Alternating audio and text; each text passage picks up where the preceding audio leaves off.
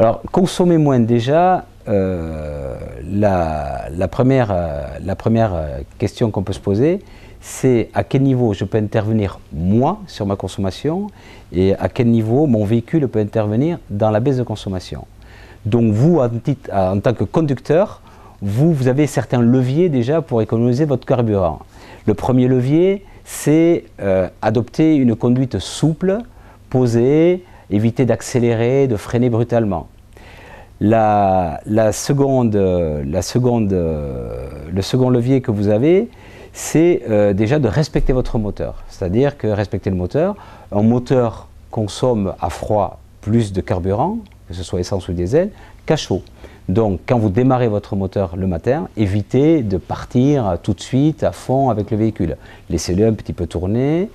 Ensuite, c'est un facteur déterminant dans la consommation sur un véhicule, la pression des pneus. Il faut savoir qu'une différence de pression entre ce que préconise un constructeur ou un manufacturier et la pression de vos pneumatiques peut avoir une incidence de 1 à 2% sur la consommation de votre véhicule.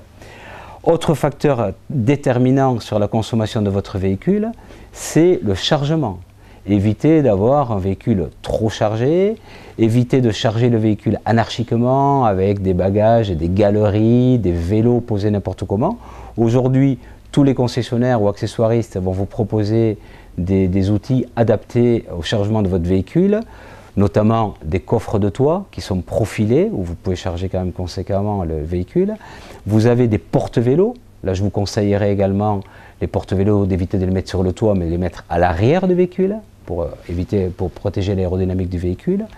Et ensuite, le point que je dirais déterminant, où là, vous-même n'avez pas à intervenir, il y a deux sujets qui sont la climatisation.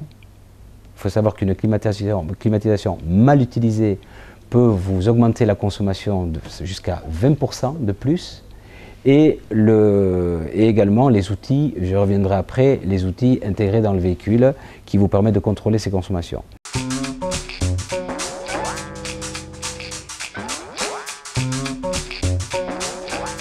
La climatisation, vous avez donc dans la climatisation une utilisation à connaître.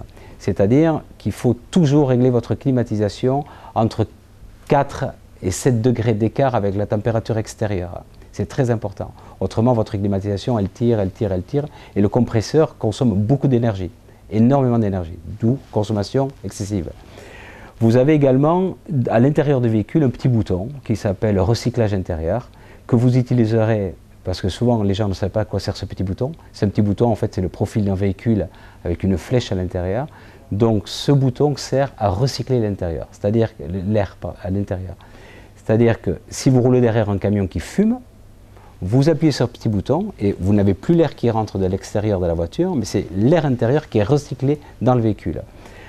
Donc, pour utiliser votre climatisation, si la température extérieure est très élevée, je vous invite à appuyer sur ce petit bouton. Ça veut dire que vous allez recycler l'air qui est rafraîchi déjà par la clim. Donc vous avez votre intérieur qui va refroidir beaucoup plus vite que si vous rentrez de l'air chaud de l'extérieur. Donc n'hésitez pas, s'il fait très chaud à l'extérieur, vous réglez votre clim déjà maximum 7 degrés entre la température extérieure et intérieure et appuyez sur ce petit bouton recyclage.